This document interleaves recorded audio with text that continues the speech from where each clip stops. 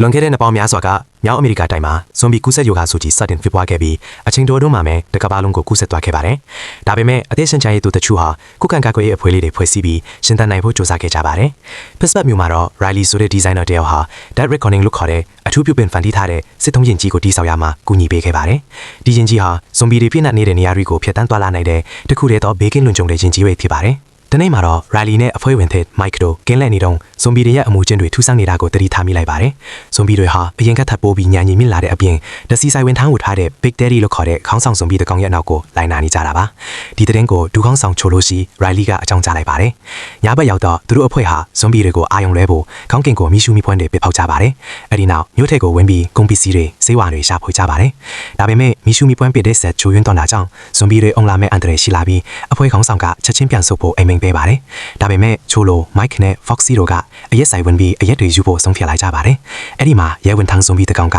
Mike ရဲ့လက်ကိုကိုက်လိုက်ပါတယ်။ Mike ကသူလဲဇွန်ဘီဖွပြောင်းလဲသွားတော့မယ်ဆိုတာသိတဲ့အတွက်သူ့ကိုယ်သူတနက်နဲ့ပြီးအဆုံးစီရင်သွားခဲ့ပါတယ်။အရှိစိတ်ခန်းကိုပြန်ရောက်တော့အရက်ကြောင့်လူတစ်ယောက်အသက်ဆုံးရှုံးခဲ့ရတဲ့အတွက် Riley ကချိုလိုကိုဒေါသတကြီးသွားပြပါတယ်။ချိုလိုကတော့အသက်ဆွမ်းပြီးပစ္စည်းရှာရတဲ့ဘဝကိုညှင်းငွေနေပြီးဖြစ်ပြီး Kaufman ဆိုတဲ့ဩဇာလွန်မှုသူအုပ်ချုပ်တဲ့ Vitala Screen ဆိုတဲ့ချမ်းသာတဲ့သူတွေနေတဲ့ဇင်းခန့်အဆောက်အုံမှာတွားနေချင်တာပါ။ချိုလိုကအရက်တွေကို Kaufman စီတွားပြီးရင်အဲ့ဒီအဆောက်အုံတွေကအခန်းတစ်ခုမှာကိုအဆုံးစီရင်ထားတဲ့အဘိုးအိုဒီဦးဇွန်ဘီထိသွားတာကိုတွေ့ပြီးသူမိမကိုကဲတင်ခဲ့ရပါတယ်။တစ်ဖက်မှာတော့ Riley နဲ့ Charlie တို့ဟာချီဝါဟွာဆိုသူစီကဝယ်ထားတဲ့ကအခိုးခံရတာကြောင့်သူ့ရဲ့ club ကိုလိုက်ကြွားကြပါတယ်။အဲ့ဒီ club မှာဇွန်ဘီတွေကိုဖျောက်ဖျက်ရေးအတွက်တုံးပြီးလူတွေကိုလောင်ကစားလုပ်ခိုင်းနေကြတာပါ။ကွင်းထဲမှာ Slack ဆိုတဲ့မိန်းကလေးကိုဇွန်ဘီတွေနဲ့တိုက်ခိုက်ဖို့ထည့်ထားတာကို Riley မင်းသွားပြီးဒေါသထွက်ကဇွန်ဘီတွေကိုပြစ်တက်လိုက်ပါတယ်။ရုံရင်ဆန်ခတ်ဖြစ်သွားချိန်မှာချီဝါဟွာက Riley ကိုလုတ်ခန့်ဖို့ကြိုးစားပေမဲ့ Slack ကကယ်လိုက်ပြီး Charlie ကချီဝါဟွာကိုပြစ်တက်လိုက်ပါတယ်။အဲ့ဒီနောက်သူတို့၃ယောက်လုံးထောင်ချသွားပါတယ်။ Slack ဟာ Kaufman ရဲ့အုပ်ချုပ်မှုကိုဒေါ်လာနေတဲ့မူလီကန်ကိုကူညီပေးနေသူဖြစ်ပြီး Riley ကတော့ကူးစက်ရောဂါကင်းစင်တဲ့ကနေဒါကိုထွက်ပြီးဟိုကားဝယ်ခဲ့တာဖြစ်ကြောင်းပြောပြကြပါတယ်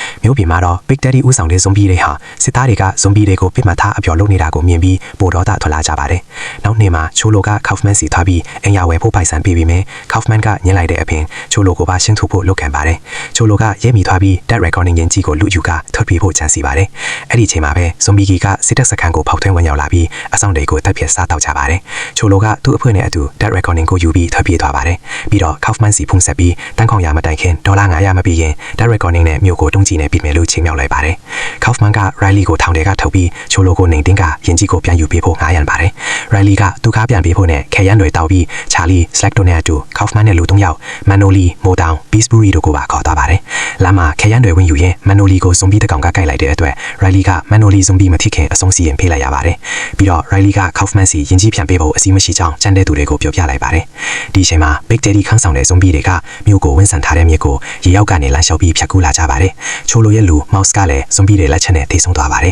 ။ပိုက်ဆံမရတဲ့အတွက်ချိုလိုကရင်ကြီးခါနေတုံးကြီးတွေပြည်လွင်ဖို့ပြင်ဆင်နေချိန်မှာ Riley ရောက်လာပြီးကွန်ပျူတာစနစ်ကနေတုံးကြီးတွေကိုအဝီထိန်းစနစ်နဲ့ဖျက်ဆီးလိုက်ပါတယ်။အဲ့ဒီအချိန်မှာ Kaufman ရဲ့လူဖြစ်တဲ့မိုးတောင်ကသစ္စာဖောက်ပြီး Riley နဲ့ချိုလိုကိုပြစ်တက်ဖို့ကြိုးစားပါတယ်။ဒါပေမဲ့ Slack ကမိုးတောင်ဇွန်ဘီဖြစ်မဲ့အချိန်ကိုအချိန်ပြီးပြစ်တက်လိုက်ပါတယ်။သို့တော့မိုးတောင်ရန်တနန်မှန်သွားတဲ့ချိုလိုကို Riley ကသူနဲ့ပူပေါင်းဖို့အခွင့်အရေးပေးလိုက်ပါတယ်။ဇွန်ဘီတွေဟာမြို့တွင်းကိုဝင်ရောက်လာပြီးခစ်မိတဲ့လက်နက်တွေဥပမာလမ်းဖောက်ဆက်ချက်ခံမတွေကိုပါကင်ထွက်အဆုံးကျလာကြပါတယ်။ Vitala Screen အဆောက်အုံကိုလည်းဖောက်ထွင်းဝင်ရောက်လာပြီးအကုန်လုံးကိုတပ်ဖြတ်ကြပါတယ်။ချိုလိုကိုလည်းလမ်းမှာဇွန်ဘီတကောင်ကကိုင်လိုက်ပါတယ်။ချိုလိုကသူ့ဇွန်ဘီမသိခင်သူ့ကိုအဆုံးစီရင်ဖို့ညှင်းဆန်ပြီး Kaufman ကိုနောက်ဆုံးလက်စားချေဖို့မြို့ထဲကိုပြန်ဝင်သွားပါတယ်။ Kaufman ထွက်ပြေးဖို့ကားနားရောက်ချိန်မှာဇွန်ဘီဖြစ်ပြောင်းလဲသွားတဲ့ချိုလိုကကိုက်ဖို့ကြိုးစားပါတယ်။အဲ့ဒီအချိန်မှာ Big Daddy ဇွန်ဘီကမီးဆွဲနေတဲ့မီးသွေးခဲကိုကားနားကထက်စီတဲ့ပစ်ထက်လိုက်တာကြောင့်ကားပေါက်ကွဲပြီး Kaufman တော့ချိုလိုပါတေဆုံးသွားကြပါတယ်။ Riley နဲ့အဖွဲ့ဟာ Dead Reckoning ရင်ကြီးနဲ့မြို့ထဲကစင်းရဲသားတွေကိုတွားခဲ့ကြပါတယ်။ဒေါ်လာကိုချပေးဖို့ထိန်းချုပ်ခံတဲ့သွားရင် Riley တယောက်ဇွန်ဘီအကိုက်ခံရမလို့ဖြစ်သွားပေမဲ့ညံထုံးပြီးလွတ်မြောက်လာခဲ့ပါတယ်